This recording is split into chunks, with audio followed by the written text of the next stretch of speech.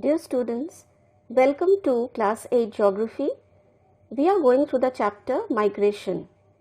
So far we have discussed about the factors as well as the consequences of migration. Now while discussing the push factors and pull factors, one factor is there that I missed out. You please add it in the factor, that is education. It works as a push factor as well as pull factor for the rural as well as the urban areas respectively. You see how rural areas lack education facilities, especially those of higher education, and rural people have to migrate to the urban centers where there is a huge prospect of better education and career building. So after completing their education, many of them settle down in the cities for earning a livelihood. So it is working both as a problem in the rural areas as well as better education facilities are there in the urban areas. Another factor you can add in the push factor, that is low agricultural income or agricultural unemployment. Okay. Now let's proceed with the chapter. And today we will discuss about brain drain. What is that?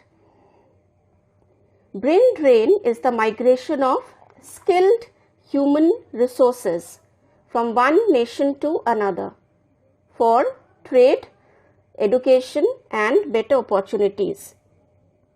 The other name for brain drain is human capital flight, as it refers to the moving away of human resource from a region. Now, if we look back into the past, there are instances of Indians migrating to other countries, which has been noticed in the historical times.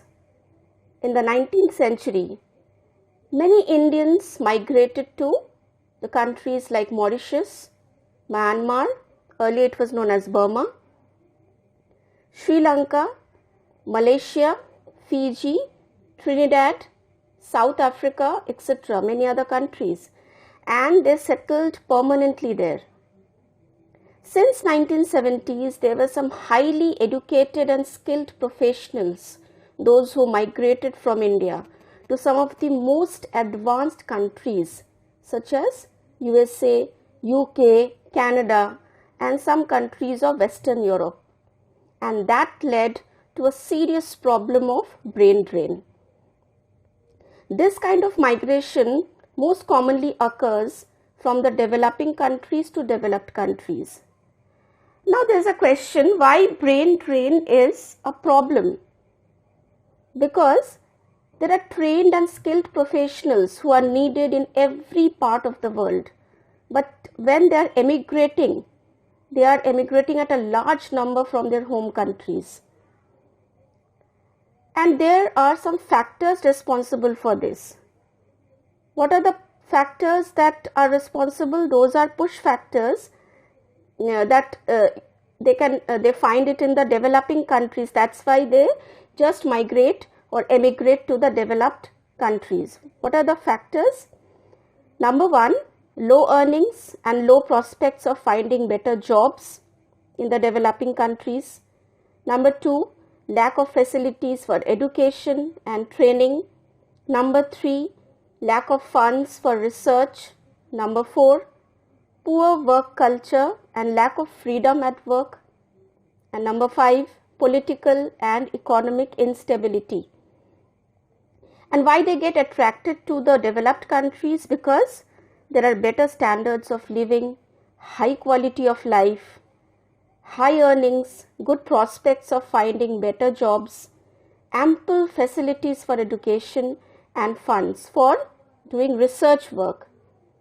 The political conditions are more stable in the developed countries, and all these attractions, all these are the pull factors that attract talent from less developed areas. Brain drain is a matter of great concern, and it is growing day by day worldwide because of its impact in the developing countries, and the impact is mostly negative. Now let's see what are the negative impacts of brain drain.